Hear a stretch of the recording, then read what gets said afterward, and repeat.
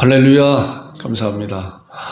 오늘 본문의 20장 24절의 말 사도 바울 설교가 벌써 이제 12번째입니다. 오늘은 사명과 복음에 대한 말씀을 함께 나누겠습니다.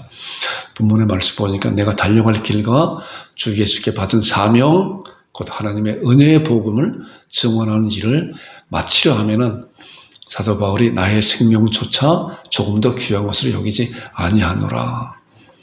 얼마나 놀라운 정말 고백인지 모르겠습니다. 우리도 이런 고백을 참 했으면 좋겠다 하는 생각을 가져요. 이 목사도 이 말씀을 암송하면서 나의 달려갈 길과 주 예수께 받은 사명 하는 그런 말씀을 주 앞에 자주 이렇게 고백을 합니다. 여러분들 이 말씀을 이렇게 좀 암송해서 고백하는 여러분들이 되기를 부탁드립니다. 자, 지난주의 말씀을 우리가 함께 이제 잠깐 말씀을 생각해 보게 되면 이 말씀을 붙잡고 한 주간 동안 우리가 말씀을 묵상해 보라 그랬잖아요. 여호수아 1장 8절에 뭐라 1장 8절 이 말씀이잖아요. 이 율법책을 내 입에서 떠나지 말게 하며 주야로 그것을 묵상하여 그 가운데 기록한 대로 다 지켜 행하라. 그리하면 내 길이 평탄하게 될 것이라 내가 형통하리라. 자, 뭐예요? 주야로 그것을 묵상하라. 하나님께서 말씀을 통해서, 그래서 이 말씀이 지난주에도 말씀드렸지만은 우리가 갖고 있는 이 성경 말씀은 이런 종이에 써여 있는 인쇄된 그런 소설과 차원이 다른 거예요. 이것은 살아계신 하나님께서 말씀해 놓은 그 말씀이란 말이에요. 누구한테? 우리들에게, 나에게, 여러분들에게 살아있는 생명의 말씀이에요. 그래서 하나님의 말씀은 살았고 운동력이 있어 좌우의 날선은 어떤 것보다 예리하여 온 영과 혼과 및 관절과 골에서 찔러 쪼개기까지 한다고 하나님께서 성경을 히브리서부터 나오는 그런 말씀이잖아요. 얼마나 놀라운 말씀인지 몰라요. 우리가 성경 말씀을 하나님의 말씀으로 믿어야 되는 거예요. 믿음으로 가져와야 되는 거예요. 그래서 그 말씀을 볼 때 우리 그 말씀 내 말씀입니다. 그래서 사람이 살아가는 것은 두 가지예요. 두 가지. 두 가지를 먹어야 돼요. 예수님께서 그랬잖아요. 사단에게 시험을 받을 때 이 돌덩어리가 떡덩어리가 되게 하라 라고 했을 때 예수님께서 사단 마귀에 사람이 떡으로만 살 것이 아니요 뭐예요? 하나님의 입으로 나오는 말씀으로 산다 그랬죠. 말씀으로. 우리 육신은 떡으로 사는 거예요. 우리 육신은요. 그러나 우리 안에 살아있는 우리의 영혼, 하나님의 자녀들은 뭐야? 하나님의 말씀을 먹어야 되는 거예요. 말씀을. 이 말씀이 그런 말씀이에요. 이 율법책은 네 입에서 떠나지 말게 하며 주야로 그것을 묵상하여 그 가운데 기록한 대로 다 지켜 행하라. 말씀께서 우리의 말씀을 우리에게 주셨으면은 그 말씀대로 살아내는 거잖아요. 그러면은 나머지는 하나님이 하신다 그랬어요. 내 길을 평탄하게 될 것이 내가 형통하라. 이건 하나님께서 하실 거예요. 우리가 할 일과 하나님이 하실 일이 있는 거예요. 하나님께서 이런 말씀을 통해서 우리에게 약속해 놓으신 그 약속이에요. 그래서 성경은 뭐예요? 구약, 신약이라고 그러죠. 옛 약속과 새로운 약속이잖아요. 약속. 우리는 그 약속을 하나님과 나와의 그런 관계 가운데서 그 약속을 붙잡는 거예요. 그래서 시편 1편에 나오는 말씀 지난주에 봤잖아요. 복 있는 사람이라고 하죠. 복 있는 사람. 하나님께서 복 있는 사람이라고 하는 것은 우리 세상적인 그런 관점의 복 있는 사람과 차원이 다른 거예요. 세상 사람들이 보는 그런 복 있는 자들은 누구라고 생각해요? 물론 경제적으로 부한 자, 성공한 사람, 건강한 사람, 권력과 명예를 얻은 그런 사람들. 그런데 우리 한번 깊이 생각해 보게 되면 이것은 다 한시적이잖아요. 우리 생명이 떠나가는 날 그것은 나와 전혀 관계가 없어요. 전혀 관계가 없어요. 그것이 길어봐야 얼마나 길겠어요? 우리 평생에 장수해봐야 100살. 지금은 아주 많이 더 120살. 그렇지 않으면 70, 80 그렇잖아요. 불과 몇십 년을 갖고 있는 그런 한시적인 거예요. 한시적인. 권력 갖고 있는 것도 그렇다고 그러잖아요. 권력 같은 거예요. 권력이 떠나가는 그 순간에 그 권력은 그 사람 손에서 떠나가는 거예요. 그런데 하나님께서 주시는 그런 복은 뭐예요? 이 말씀에 있어. 말씀에 정확히 말씀하고 있어요. 복 있는 사람은 악인의 교회를 따르지 아니하고 죄인의 길에 서지 아니하며 오만한 자리에 앉지 아니하고 뭐예요? 오직 여호와의 율법을 어떻게 해요? 즐거워하며 이것이 복 있는 사람이에요. 하나님께서 복 있다라고 하는 사람은 여호와의 율법을 즐거워하는 사람이 복 있는 사람이다. 그리고 그 율법을 주야로 하나님의 말씀을 주야로 어떻게 해요? 묵상하는 자라다. 묵상하는 자. 이런 자가 복 있는 사람이라고 하나님께서 우리들에게 성경을 통해서 말씀해 주신 거예요. 그러니까 아까 이 율법책을 내 입에서 떠나지 말게 하며 주하라 그것을 묵상하여 그 가운데 기록한 대로 다 지켜 행하라. 그러면 내 길에 평탄하게 될 것은 네가 형통하리라라고 하는 여호수아 1장 8절에 나오는 그 말씀과 같이 말씀을 주하라 묵상하는 자가, 그리고 그 묵상하는 그 말씀을 통해서 삶을 살아내는 자가 하나님께서 내가 복이 있다. 네가 가난하든 명예가 없든 권력이 없든 간에 그것이 문제가 아니라 하나님께서 네가 복된 자라고 칭해준 이 사람의 진정한 복이라는 거예요. 그렇기 때문에 우리가 하나님의 백성들은 복의 관점이 확연하게 하나님 말씀의 창을 통해서 이 복 있는 사람이 어떤 사람이라고 하는 것을 우리가 분별할 줄 알아야 되는 거예요. 우리도 그런 복 있는 자들이 되기를 주님의 이름으로 축원드립니다. 자, 사도 바울의 이제 사명, 사도 바울의 사명이 뭔가, 사명. 하나님께서 받은 그런 명령이 뭔가. 오늘 나오는 그런 말씀이에요. 이제 사도 바울의 말씀, 전도에 대한 설교에 대한 것이 12번째인데, 이제 계속적으로 1차 전도여행, 2차 전도여행, 또 3차 전도여행을 통해서 지난주에 밀레도에서 이제 에베소 장로들을 통해서, 에베소의 감독자, 지도들을 통해서 이제 말씀을 했잖아요. 그래서 주와 및 그 은혜의 말씀에 내가 부탁한다. 그 말씀이 너희를 등에 든든히 세워서 거룩게 하시기 위해 모든 자 가운데 기업이 있다라고 그들에게 말씀 안에 거하라고 말씀 안에 거하라고 그랬잖아요. 생각이 나나요? 그렇잖아요. 이단들은 그래요. 하나님의 말씀을 도덕해서 나를 따르라, 나를 따르라. 자, 세례요한은 예수님께서 여자가 낳은 자 중에서 이보다 더 큰 자가 없다 그랬는데 이 세례요한은 어땠어요? 세례요한은 정말 그렇게 사람들에게 칭송받을 수 있는 높은 위치에 있음에도 불구하고 세례요한은 예수님을 바라보면서 나는 그분의 신발끈도 끌기에 감당치 못하겠다. 그리고 봐라 저 예수님을 보라고 그랬어요. 예수님을 보라고. 나를 보는 것이 아니라 예수님을 바라보는 거예요. 사도 바울도 얼마나 위대한 복음 전도자야. 에베소 장로들을 통해서 감독자 지도자들을 통해서 뭐예요? 말씀 안에 거하라, 말씀 안에 거하라는 거예요. 영국 참배교회 강단을 통해서 이 목사도 마찬가지로 여러분들 말씀 안에 거해야 됩니다. 하나님께서 우리에게 주신 놀라운 이 성경 안에 놀라운 비밀된 약속된 말씀이 무한히 있는데 우리는 그 말씀이 어떤 말씀인가? 간절히 사모하는 가운데 말씀 가운데 들어가서 하나님 내가 말씀을 알기를 원합니다. 말씀을 알기를 원합니다. 라고 할 때 하나님께서 그 사모하는 그 영혼 가운데 하나님의 약속된 그 말씀을 우리에게 풍성히 부어주고 이러한 자가 하나님께서 그래 네가 복된 자다라고 칭송해주고 주님이 오시는 그날에 뭐예요? 자라에 또다 작고 충성된 종아 내가 작은 일에 충성하였으면 내가 많은 것을 내게 맡기리니 내 주인의 즐거움에 참여할지라고 놀라운 복을 우리에게 주신단 말이에요. 이런 말씀을 붙잡고 말씀 안에 거하는 여러분과 제가 되기를 주님은 축원드립니다. 자, 사도 바울이 이제 사명을 받고 어떻게 했는 것인가에 대한 말씀을 함께 말씀 속에 나눠볼 거예요.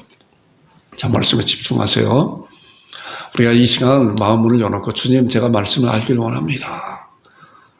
이 말씀을 통해서 주신 그 말씀을 제가 먹길 원합니다. 제가 믿기 원합니다. 제가 붙잡기 원합니다. 이러한 간절한 사모하는 그런 신앙을 주 앞에 고백하면서 말씀을 듣기 바랍니다.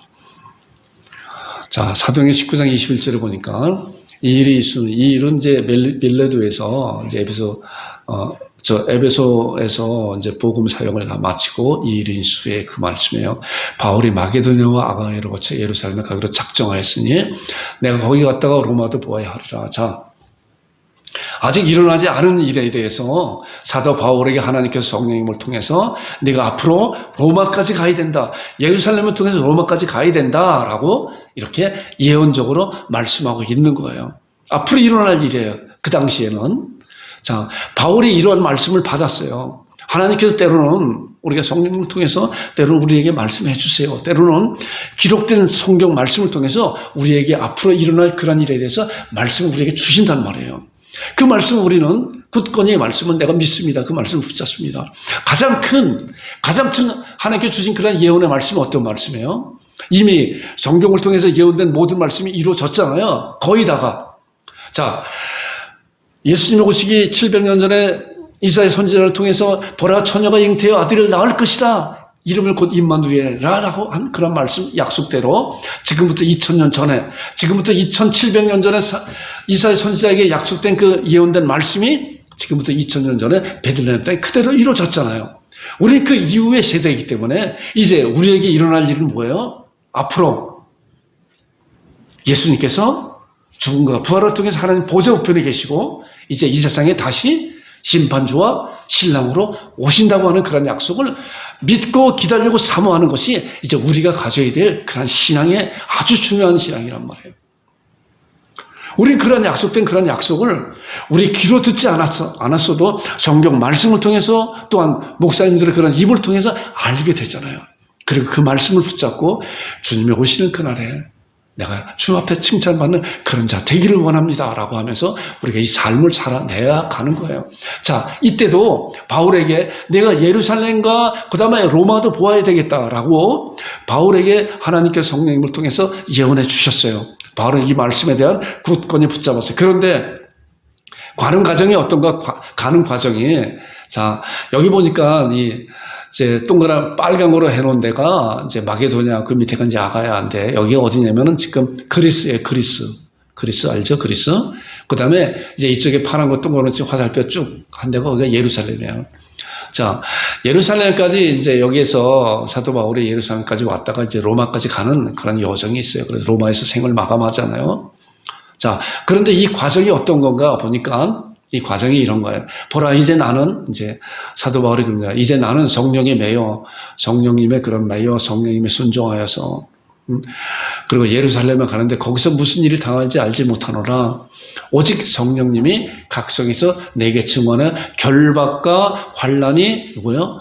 나를 기다린다. 그래서 예루살렘을 통해서 로마까지 가는 그런 과정 가운데서 이제 뭐예요?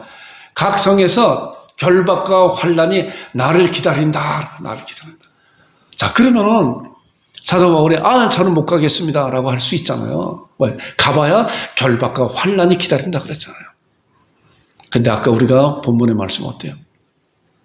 내가 달려갈 길과 주 예수께 받은 사명, 곧 하나님의 은혜의 복음을 증언함이 있어야 나의 생명도 조금도 아끼지 아니었다고는 그런 결사적인 그런 신앙 고백을 보잖아요.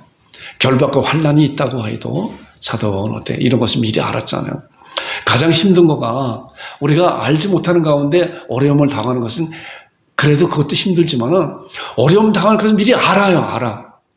그런데 그 어려움을 당하는 것을 아는 가운데서 거기를 그냥 달려가는 것을 차원에서 달려가는 것은 더 힘든다는 거예요. 자, 사도 바울의 그런 말씀을 이렇게 제가 생각하면서 소방관들을 생각을 해봤어요. 소방관들의 임무가 뭐예요? 사람의 생명을 구하고 불을 끄는 거잖아요. 자, 불 끌어갔는데 불이 활활 나고 있는데 그 안에 연세 많으신 어르신과 간 아이들이 있어요. 이 아이들과 어르신들은 혼자 나올 수 있는 그런 상황이 안 돼요. 소방관은 어떻게 돼요? 목숨을 버리셔가지고 그리고 불 속에 뛰어 들어가야 되잖아요. 가서 그들을 구출해 나오는 것이 소방관의 임무잖아요. 사도 바울이 그런 심정이었었겠구나 하는 생각을 이렇게 해보게 됩니다. 자, 이건 예루살렘의 근방에 있는 것을 조금 이렇게 확대해 본 거예요. 저 위에가 두로고, 그 중간이 가이사라, 밑에가 예루살렘이에요. 자, 우리나라로 따지게 되면은, 이제 예루살렘이 이제 서울이라고 생각하고, 가이사라가 평양이라고 생각하고, 저 두로가 이제 신의주 정도 이렇게 생각할 수 있어요. 이렇게 이제 비유적으로 이렇게 말씀한 거예요. 여러분들 이해를 돕기 위해서. 요 두로와 가이사라, 예루살렘, 이렇게 거쳐서 예루살렘까지 이제 사도 바울이 올 거예요. 요 지도를 미리 이렇게 머릿속에 기억을 하시고 이제 말씀을 보세요. 자, 이제 두로에 왔어요. 두로에. 아까 그 마게도니아에서 이제 두로까지 왔어요. 배를 타고 여러 가지 많은 이제 우여곡절 끝에 여러 가지 도시를 거쳐가면 두로에 왔는데 여기에서 제자들을 찾아 거기서 이래를 머물더니 그 제자들이 성령의 감동으로 바울더러 그 제자들로 성령이 감동을 바울더러 뭐라 그랬냐고 하면은 예루살렘에 들어가지 말라. 예루살렘에 들어가지 마세요. 예루살렘에 들어가면은 결박과 환난이 기다리고 있으니까 들어가지 마세요. 그랬어요. 그게 사실이잖아요. 자, 그런데 사도 바울은 어땠을까요? 이제 조금 이따 말씀 나올 거야. 자, 그리고 난 다음에 이제 가이사랴에 갔어요. 가이사랴에서 가보니까, 가이사랴에 가서 보니까, 우리에게 와서 바울의 띠를, 이거는 누구냐고 하면은 이제, 유대인 아가보라고 하는 그런 자가 이제 와서 바울의 띠를 가져다가 자기 수족을 잡아매고 말하기를, 성령께서 말씀하시되 예루살렘에서 유대인들이 이같이 그 바울의 띠를 가지고 예루살렘에서 이 띠의 임자가 유대인들이 이같이 이 띠 임자를 결박하여 이방인 손에 넘겨주리라 하거늘 우리가 그 말을 듣고 그곳 사람들과 더불어 바울에게 예루살렘에 올라가지 말라 권했다요. 자, 이 띠 임자가 예루살렘에 가게 되면 결박하고 환난을 당하고 곤란을 당하는 그런 거다라고 성령님께서 바울 이외에 정말 하나님을 잘 섬기는 신실한 자들에게 예언해 줬어요. 그래서 그 예언 받은 자들이 이제 바울도로 예루살렘에 가지 마세요 그랬어요. 근데 바울은 어땠을까요? 아까 소방관 이야기했잖아요. 불을 보고 당신 저기 지금 들어가게 되면은 저 안에 사람이 있다고 당신도 어떻게 될지 몰라 라고 막는다고 해서 그 소방관이 그 안에 사람의 생명이 어르신이 있고 아이들이 있는데 그 안에 들어가지 않을까요? 그렇다고 하면 그 소방관은 이미 소방관의 임무를 저버린 거예요. 소방관이 아니에요. 들어가야죠. 어찌하든 간에 그 소방관의 임무나 마찬가지로. 자, 바울도 이런 것과 같이 거기에 가면은 결박과 환난이 기다리고 있다. 이미 바울이 알았어요. 또 다른 형제들을 통해서 그러한 일을 또 이렇게 들었어요. 얼마나 바울도 우리가 똑같은 그런 심정을 가진 그런 사람이잖아요. 얼마나 추정할 수 있어요. 그런데 어땠을까요? 그 다음에 나오는 바울의 반응 보세요. 바울이 대답하되 여러분 어째 울어 내 마음을 상하게 하느냐. 나는 주 예수의 이름을 위하여 결박당할 뿐 아니라 예루살렘에서 죽을 것도 각오하노라. 이게 바울의 신앙의 결단이란 말이에요. 신앙의 결단.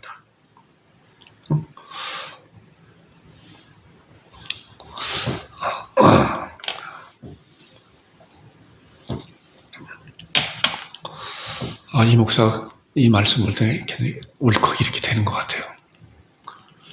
자원에서 기름을 들고 불 속에 뛰어 들어가는 것 같이 그잖아요. 가지 말라고 주변에서 가지 말라고 당신 가게 되면은 하나님께서 나에게 말씀해서 결박과 환난이 기다리고 있는데 거기 가지 말라고. 그랬더니 바울이 대답해 여러분들 어째 울어 내 마음을 상해하느냐. 나는 주 예수의 이름을 위하여 결박당할 뿐 아니라 예루살렘에서 죽을 것도 각오하였다. 어떠한 신앙이길래 그랬을까? 어떠한 신앙이길래? 자, 그래서 이제 예루살렘에 들어갔어요. 그들과 함께 기도하면서 예루살렘에 이제 실제로 사도 바울이 이제 뭐예요? 결박과 환난이 있는 그러한 굴에 들어갔잖아요. 그냥 그래. 알면서도 들어갔어요. 예루살렘 입성했더니 아시아에 있는 그런 유대인 율법주의자들이 예루살렘에 이제 왔어요. 와서 보니까 저자가 저기 있구나. 저자가 사도 바울을 보고 그 말씀에 외치되 이스라엘 사람들아 도우라.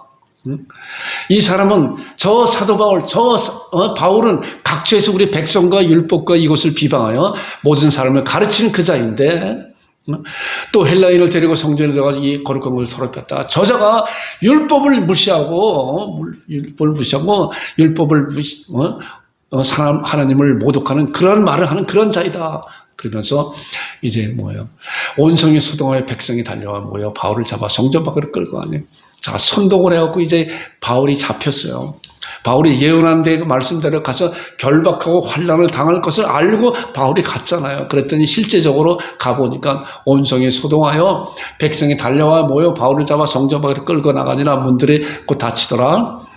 그들이 그를 죽이려 할 때 온 예루살렘에 요란하다는 소문이 군대의 천부장에 들리매. 자, 그런 소리가 이제 천부장에게 들렸어요. 자, 천부장이 1000명을 거느리는 이제 연대장 이런 대대장 이런 급에 있는 그런 부대 장관이잖아요. 자, 이제 로마의 그 식민지로 있기 때문에 이제 로마에 파송된 그런 군대들이 그것을 점령하고 있잖아요. 천부장에 들렸다. 자, 제가 그림을 이렇게 한번 캡처를 해봤어요. 자, 많은 사람들이 저 사도 바울을 죽여라, 죽여라 막 하는 거예요. 그런 가운데 이제 천부장이 사도 바울이 도대체 이 사람이 무슨 범죄를 저질렀길래 그런가 하는 가운데 이 그림을 이렇게 보면 좀 이해가 될 것 같아서 그림을 이렇게 봤습니다.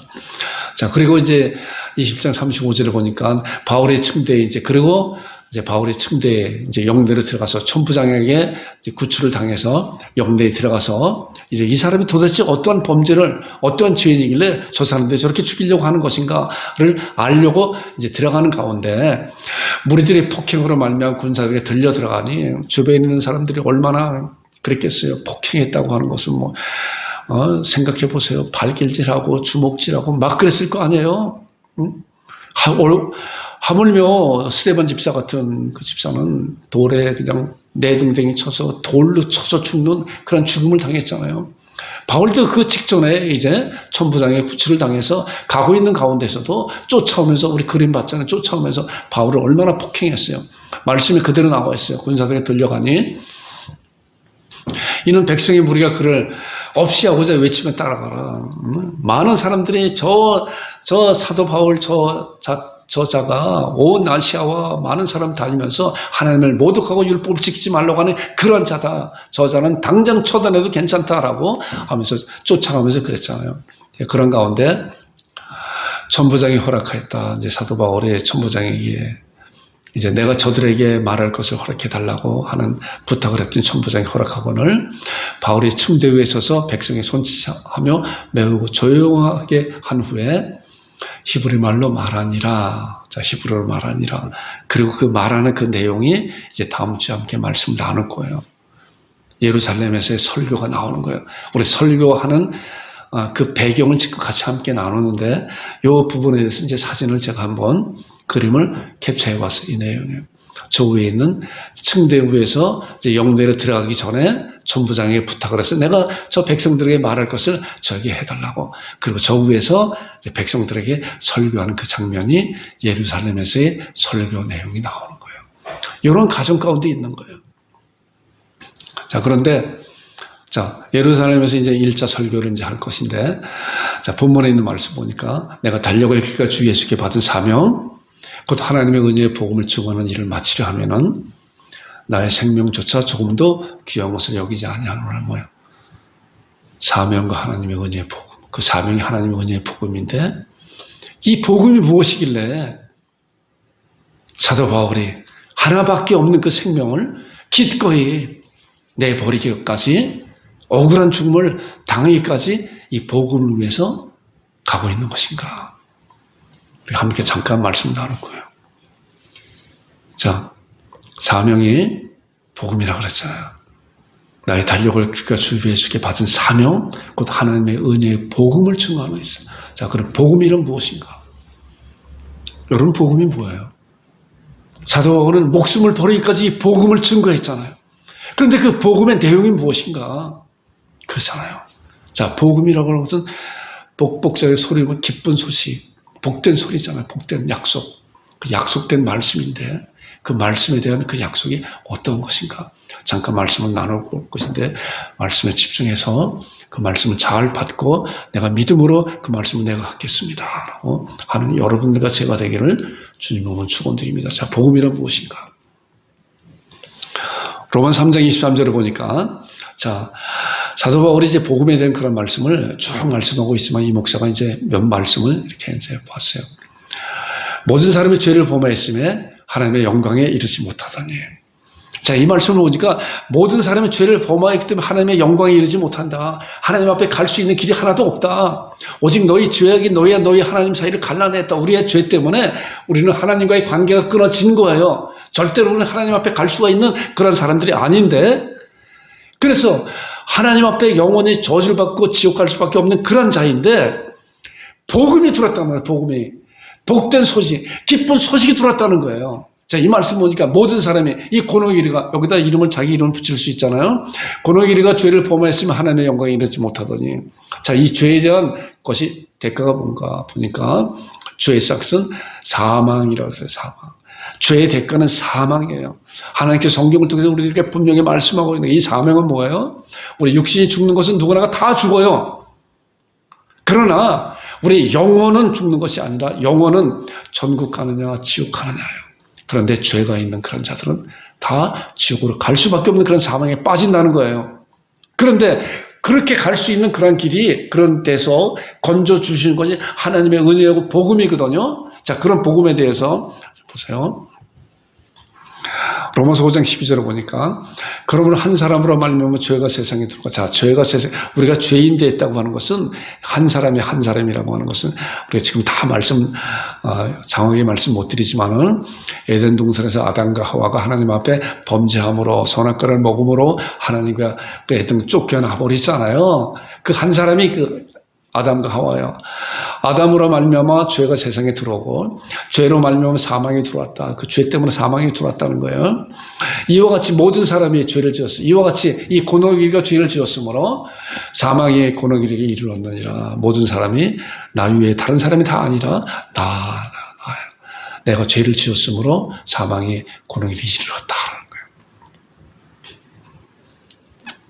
자, 이 성경에서 우리에게 말씀해 주는 거죠. 그런데 에베소 2장 1절에 보니까 그는 허물과 죄로 죽었던 그는 누구야? 예수 그리스도께서 허물과 죄로 죽었던 이 고노길과 여러분들을 살리셨도다. 그러니까 살리셨도다. 이것이 복음이야. 어떻게 살렸냐? 어떻게 살렸냐? 허물과 죄로 죽어서 영원히 지옥 갈 수밖에 없는 우리들에게 뭐 때문에 죄로 말미암아 영원히 지옥 갈 수밖에 없는 우리들에게 하나님께 너를 살리셨다는데 어떻게 살렸냐? 이게 복음이란 말이에요. 복음의 구체적인 내용을 우리가 알아야 돼요. 우리가 예수님을 믿습니다라고 믿다고 해도 그 믿음의 실체가 뭔가 스스로 알아야, 그렇잖아요. 알아야 되잖아. 알아요. 그냥 맹목적으로 내가 예수님을 믿습니다. 뭘 믿어요? 몰라요. 그건 믿음이 맞아요. 정확하게 알고 있어야 돼요. 그런 부분에서. 예수 그리스도가 이 세상에 오신 그런 목적과 예수 그리스도가 십자가 다신 그런 사실과 부활하신가 승천하신 그런 놀라운 사실이 나와 무슨 관계 있는 것인가? 이런 사실에 대해서 명확히 잘 알고 있어요. 우리의 믿음이 흔들리지 않고 우리가 하나님의 자녀로서 분명한 삶을 살아낼 수가 있다는 거예요. 어떻게? 자, 보세요.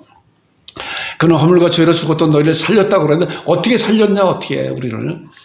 자, 요한일서 4장 10절에 보니까 사랑은 여기 있으니 우리가 하나님을 사랑한 것이 아니요 하나님이 우리를 사랑하사. 자, 요 글자 큰 거 같이 읽어보세요. 시작. 하나님이 우리를 사랑하사. 여기서 이름을 바꾸세요. 자기 이름을. 하나님이 고노기를 사랑하사. 믿으세요? 하나님 나를 사랑하셨다는 거예요. 나를 사랑하셨다. 이게 성경에 나를 향한 하나님의 약속이라는 거예요. 약속. 사랑은 여기 있으면 우리가 하나님을 사랑한 것이야. 우리는 하나님을 사랑할 수가 없는 그런 처지에 있어요. 왜? 죄로 말미암아 하나님과 관계가 끊어졌기 때문에. 그런데 하나님의 손을 내밀지 아니하시면 우리는 영원히 형벌받을 수밖에 없는 그런 처지인데 하나님은 사랑의 하나님으로서 하나님의 손을 내미셨는데 그 내미신 구체적인 내용이 무엇인가를 우리가 지금 말씀 보는 거예요. 사랑은 여기 있으면 우리가 하나님을 사랑한 것이 아니라 하나님이 우리를 사랑하사 우리 죄를 속하기 위해 화목제물로 그 아들을 보내셨다. 구체적인 내용이 하나님이 우리를 사랑하는 그 내용이 그 아들을 보내셨는데 뭐예요? 나의 죄를 속하기 위해서 화목제물로. 얼마나 놀라운 약속된 말씀인지 몰라요. 예수 그리스도께서 이 세상에 오신 놀라운 목적은 뭐예요? 화목제물로 십자가상에서 돌아가심으로 누구 때문에? 나 때문에. 나의 죄 때문에. 이것이 하나님의 사랑이라는 거예요. 하나님의 사랑. 이 말씀 그러잖아요. 하나님이 우리를 사랑하사 우리의 죄를 속하기 위해 화목제물로 그 아들을 보내셨다. 예수님이 오신 분명한 목적은 화목제물. 화목제물은 뭐예요? 자기를 제물 삼아서 하나님 앞에 제물로 드려지는, 죽음으로 말미암아 제물로 드려지는 그런 말씀이라는 거예요. 그 아들을 보내셨습니다. 그 다음에 나오는 말씀 보니까 아들을 낳으니 이름 예수라. 이는 그가 자기 백성을 그들의 죄에서 구원할 자라. 예수님께서 태어나시는 그런 순간에 이런 말씀이에요. 아들을 낳는 이름 예수님이라. 이는 예수님이 자기 백성을 그들의 죄에서 구원할 자로 이 세상에 오셨다. 예수님이 오신 분명한 목적은 뭐예요? 이 말씀이잖아요. 예수님이 오신 목적은 그들의 죄에서, 우리의 죄에서 구원할 자로 이 세상에 오셨다는 거예요. 자, 이 세상에 오셨으면 뭘 하셔야 돼요? 화목제물로 드려져야 되잖아요. 자, 다음에 나오는 말씀 보세요. 이사야 53장 6절. 이 세상에 오셨는데 우리는 다 양 같아서 그릇하여 각기 제 길로 갔다. 자, 양들은 뭐예요? 목자가 없으면 양은 지 마음대로 가요. 호랑이가 있든 사자가 있든 양은 또 눈도 어둡다고 그래요. 그냥 가는 거예요. 목자가 양들 관리해야 돼요. 그런데 이 말씀 보니까 우리는 다 양 같아서 그렇다면 각기 지 마음대로 다녔다는 거예요. 우리가 지금까지 내 마음대로 다닌 거예요. 내 마음대로 다닌 거예요. 그런데 하나님께서 가끔은 여호와께서 우리 모두의 죄악을 그에게 담당시키셨어요. 여호와 하나님께서 우리의 죄악을, 나의 죄악을 누구에게요? 예수님한테 담당시켰다. 얼마나 놀라운 사실인지 몰라요. 여러분 이 사실을 믿으세요? 여호와께서 나의 모두의 죄악을 예수 그리스도께 담당시켰다는 거예요. 담당시켰다. 그렇기 때문에 예수님은 뭐예요? 온 세상의 죄를 짊어졌기 때문에 예수님은 죄가 엄청나게 많은 죄인이기 때문에 십자가상에서 죽어야 돼요. 저주를 받고 죽어야 돼요. 이 말씀이 그런 말씀이에요. 여호와께서 나의 모든 죄악을 주께 담당시켰다. 자, 로마 3장 20절 이제 담당시켰으니 어떻게 돼요? 말씀 보세요. 이 예수를 하나님이 그의 피로 믿음으로 말미암아 화목제물로 이제 죄를 짊어졌잖아요.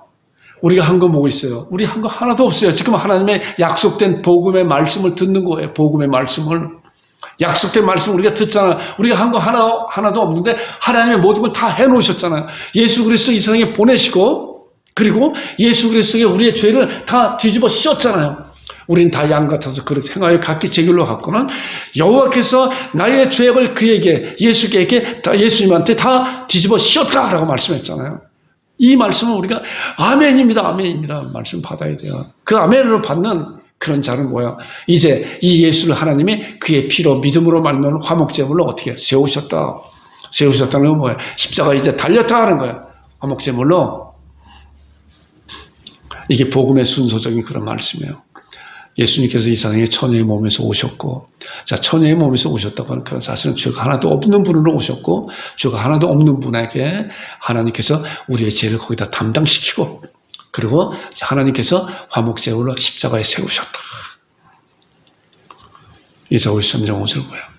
그래서 이제 그가 찔리면 십자가 돌아가셔야 되잖아요. 그가 찔리면 우리의 허물 때문이요, 그가 상한 우리의 죄악 때문이라. 그가 징계를 받으면 우리가 평화를 누리고 그가 채찍이 맞으면 우리 나음을 입었도다. 이 말씀을 제가 이렇게 가르쳐 봤어요. 자, 보세요. 예수님의 찔림은 가로 안에 누구야? 자기 이름을 불러서 말씀을 보세요. 예수님의 찔림은 건어길의 허물 때문이요. 아멘이세요? 아멘이에요. 예수님의 상함은 건어길의 죄악 때문이라. 아멘. 예수님의 십자가에서 찔리고 상한 것은 나 때문이구나. 이 말씀을 깨닫는 순간에, 이 말씀을 하나님의 약속된 말씀을 깨닫는 순간에 우리는 우리의 죄가 십자가상에, 2000년 전에 십자가상에 다 달려버리겠다는 거예요. 예수님의 징계를 받으면 고노길은 평화를 누리고 예수님의 채찍이 맞으면 고노길은 나음을 입었도다. 얼마나 놀라운 하나님의 약속된 말씀인지 몰라요. 이 말씀을 받는 여러분들이 되기를 주님으로 축원드립니다. 베드로 3장 18절을 보세요. 그리스도께서도 단번에 죄를 위하여 죽으사 의인으로서 불의한 자를 대신하셨으니 이는 우리 하나님 앞으로 인도하시오. 자, 예수님께서 의인으로서, 자, 예수님은 의인은 죄가 하나도 짓지 않고 하나도 없는 분으로 태어나시고 하나도 죄가 짓지 않은 분인데 불의한 자를 대신하셨다. 대신. 굉장히 중요한 단어예요. 예수님께서 불의한 자, 우리와 여러분들, 죄인으로 태어난 영원히 죄 삭은 사명의 지옥 갈 수밖에 없는 그런 자들에게 이제 예수님께서 대신. 나를 대신해서 이제 내가 십자가상에서 영원히 죽어서 영원히 지옥 갈 수밖에 없는 나를 예수님이 대신 십자가상에 달려서 하나님 앞에 갚아주신 것이다. 왜냐하면 우리를 하나님 앞으로 인도하려 하기 때문에. 그렇기 때문에 예수님만이 하나님 앞에 갈 수 있는 유일한 길이는 거예요. 그래서 예수님은 내가 곧 길이요 진리요 생명이니 나로 말미암지 않고 아버지께로 올 자가 아무도 없다라고 말씀한 거는 바로 그 말씀이에요. 의인으로서 불의한 자를 대신한 나를 대신해 주셨구나. 그렇잖아. 내가 평생 돈을 벌어도 갚지 못할 그런 빚을 졌다고 하는데 돈 많은 사람이 갚아. 나를 대신한 돈을 갚아주면 나는 그 빚에서 해방되잖아요. 이와 차원이 다르지만은 우리가 하나님 앞에 갈 수 있는 길이 하나도 없는데 이제 하나님께서 모든 길을 열어놓으시고 예수 그리스도 말미암아 우리 죄를 대신 갚아 주셨다고 놀라운 약속 우리에게 주신 거예요. 이런 사실 우리는 믿음으로 마음에 잡는 거예요. 자, 예수님께서 십자가상에 돌아가실 때 어떻게 말씀하셨냐고요? 예수께서 신포들 받으시니 이르시되, 십자가상에서 이제 마지막으로 신포들 받으시니 이르시되 다 이뤘다 하시고 머리를 숙이 영원히 돌아갔다. 자, 어떻게 해요? 다 이뤘다. 예수님이 십자가상에서 이제 마지막으로 돌아가시면서 다 이뤘다는 거예요. 뭘 다 이뤘어요? 예수님께서 우리의 모든 죄를 다 짊어지시고 하나님 앞에 완전한 화목제물로 제사를 다 드렸다는 거, 완전한 제사를. 그래서 다 이뤘다, 이제 끝났다. 끝났다. 자, 이 끝남이 뭐예요? 이 말씀이에요. 염소와 송아지 필요하냐고 오직 자기 피로 영원한 속죄를 이루사. 자, 예수님의 십자가상에 돌아가심은 단 한 번에 그 효력이 그때부터 지금까지 영원한 효력이 있다는 거예요. 그렇기 때문에 다시는 예수님의 십자가상에 돌아가신 그 돌아가심이 필요 없다는 거예요. 왜냐고 하면은 그 당시에 돌아가신 그 돌아가심이 완벽하고 완전한 그런 제사였기 때문에, 그래서 영원한 속죄라고 하는 것은 예수님께서 내 피로 영원한 속죄, 너희들의 모든 죄를 하나님 앞에 완벽하게 갚아줬다라고 이렇게 선언하는 거예요.